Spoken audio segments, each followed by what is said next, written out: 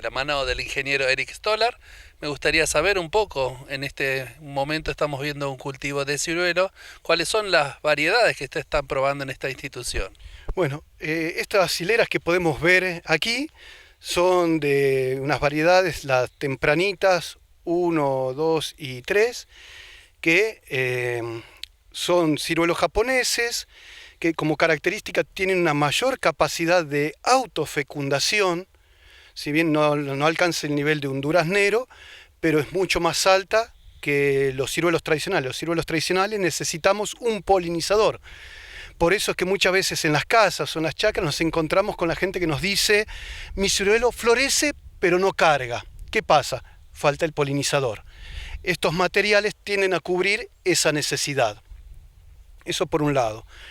Por otro lado, estas plantas ya tienen bastantes años, han estado participando en una serie de ensayos de densidad, sistemas de conducción, y lo que vamos a estar mostrando ahora es la poda de los mismos. Antes de arrancar la poda, me gustaría saber si estas plantas son de injerto. Sí, todo es de injerto, lo que estamos trabajando acá, en lo que es durazneros, ciruelos, vides. ¿Por qué? Porque necesitamos complementar las características del pie, que va a estar adaptado a los problemas de suelo, de la zona, problemas tanto del tipo de factores abióticos como sequía, anegamiento, como problemas sanitarios, que tenemos muchos hongos de suelo y nematodos acá en la provincia, y por eso hay que injertar la variedad de copa que queremos hacer. Contame, aquel productor que está mirando y desea incursionar esto, ¿cuáles serían los suelos y las densidades para empezar a trabajar tanto en ciruela como en durazno? Bueno, sí, mira, lo más habitual es trabajar para un productor chico en sistemas de baja densidad. Hay sistemas mucho más complejos, de alta, pero que requieren mayor inversión tecnológica, sistemas de riego, de sustentación. En baja densidad se lo maneja en forma de vaso y el marco de plantación suele ser de 4x4 en general, que nos van a dar 600 plantas por hectárea aproximadamente. Podemos hacerlo, si vamos a manejarlo con un porte más alto, podemos llevarlo a 4x5 o hasta 4x6. Contame también cuáles son los riesgos que tiene acerca del frío, la sequía, qué es lo que puede poner en riesgo y que no sea efectivo, que no dé producción un cultivo como el de ciruelo que estamos viendo. Bueno, el riesgo que tenemos es a momento de la brotación, ¿sí?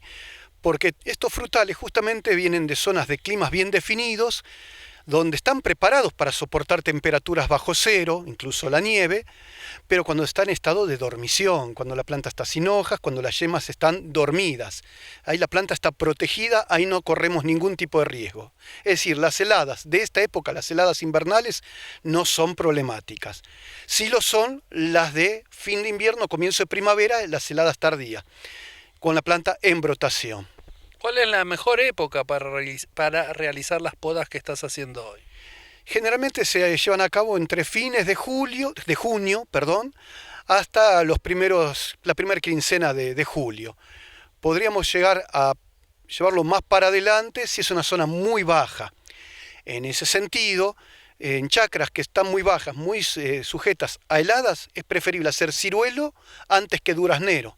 ¿Por qué? Porque florece posteriormente y la poda también es posterior. Y eso nos permite escapar mucho más del riesgo de helada.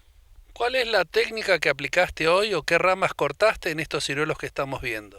Bueno, lo que se hizo es buscar y eliminar todas las ramas que puedan estar muertas o secas, las ramas que se entrecruzan, ramas mal orientadas, mal ubicadas, que puedan producir el rameo entre ellas, ramas débiles.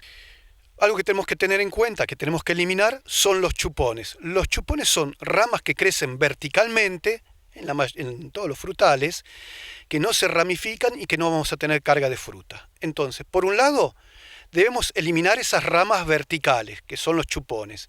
Pero a su vez, si tenemos ramas muy horizontalizadas, casi a 180 grados, esas ramas o las arqueamos y tratamos de formar un ángulo de 60 grados, o la eliminamos porque va a dar origen a todas esas ramas verticales que son los futuros chupones.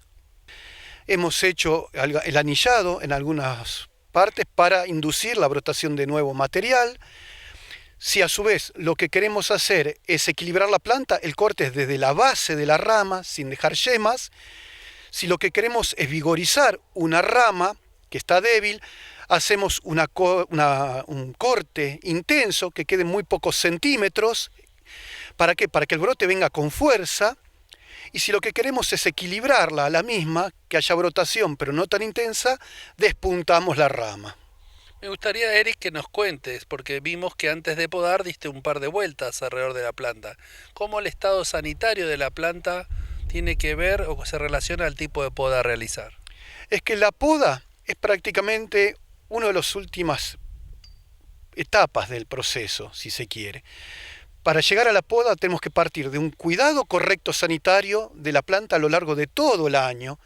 Muchas veces lo que ocurre es que el productor, una vez cosechada la fruta, se olvida de la planta, eso puede haber sido en septiembre, octubre, noviembre, y no se acuerda de la misma hasta julio del otro año. Entonces, pasó la cosecha, primer paso, recuperar nutricionalmente a la planta. Primero con aportes de nitrógeno, para tener nuevamente una brotación, y llegando a fines del verano, principio del otoño, vamos a hacerles aportes de fósforo, potasio, que van a ayudar a la acumulación de reservas de nutrientes, preparándolas para el siguiente invierno. Ese es el punto 1. A su vez, pasado lo que fue el periodo de cosecha, igual mantener el manejo sanitario con fungicidas, acaricidas, insecticidas, para mantener hoja en planta, que acumule reservas y que tengan yemas de calidad, llenas bien preparadas. Y por último, ahí sí, recién nos preocupamos por la poda, por eso es que hay que mirar la planta, hay que girar, ver si está bien distribuida, cómo está la sanidad y cómo está la calidad de la misma. Una pregunta que hacen muchos los productores es si todo el material de la poda se puede dejar en el campo o hay que retirarlo. Lo más conveniente es retirarlo y si hubo muchos problemas sanitarios, muchas enfermedades, directamente lo quemamos. Es lo mejor que podemos hacer para evitar volver a reinfestar nuestra plantación el siguiente año. En buenas condiciones de manejo, Eric, ¿qué vida útil tiene una plantación como esta y qué puede esperarse en rendimiento en kilos o en cajones por planta? Y bueno, aproximadamente estamos hablando de que una plantación comercial, manejada comercialmente, estamos hablando de 20 años. Van a decir los productores, sí, en mi chacra tengo plantas de 30, 40, es cierto, pero ya su rendimiento ha caído mucho y no es interesante desde el punto de vista comercial, si lo hacemos para generar ingresos. Ese es el primer lugar. Después, en cuanto al rendimiento en kilos, una planta adulta que ya esté en plena etapa de producción, que sea una planta de 5 o 6 años, bien manejada, tendríamos que estar sacando por lo menos un cajón por planta, cajón de 20 kilos por planta. Podríamos sacar más.